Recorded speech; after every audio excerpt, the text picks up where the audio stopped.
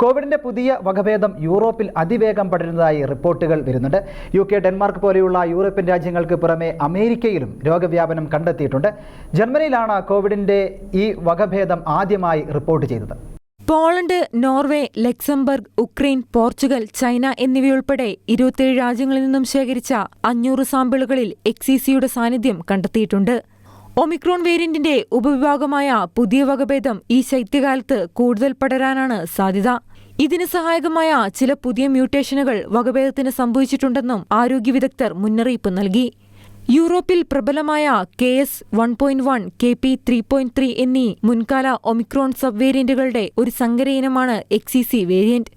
മറ്റ് സമീപകാല കോവിഡ് വേരിയന്റുകളെ അപേക്ഷിച്ച് XECക്ക് കൂടുതൽ വ്യാപിക്കാനുള്ള ശേഷിയുണ്ട്. ഡെൻമാർക്ക്, ജർമ്മനി, UK, നെതർലാൻഡ്സ് എന്നിവിടങ്ങളിൽ പുതിയ കോവിഡ് വകഭേദം കൂടുതൽ പടരാൻ സാധ്യതയുണ്ടെന്നും വിദഗ്ധർ മുന്നറിയിപ്പ് നൽകി. ശൈത്യകാലത്താണ് XEC കൂടുതൽ വ്യാപിക്കുന്നത്. ജൂണിൽ ജർമ്മനിയിലാണ് കോവിഡിന്റെ XEC വകഭേദം ആദ്യമായി റിപ്പോർട്ട് ചെയ്തത്.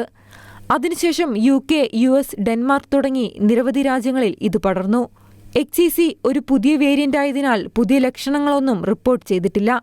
എന്നാൽ centres for disease control and പ്രിവെൻഷന്റെ റിപ്പോർട്ട് പ്രകാരം പനി, തൊണ്ടവേദന, ചുമ, ഗന്ധമില്ലായ്മ, വിശപ്പില്ലായ്മ, ശരീരവേദന എന്നിവ ഉൾപ്പെടെയുള്ള മുൻ കോവിഡ് വേരിയന്റുകളുടേതിന് സമാനമായ ലക്ഷണങ്ങളാണ് XEC വേരിയന്റിനുമുള്ളത്.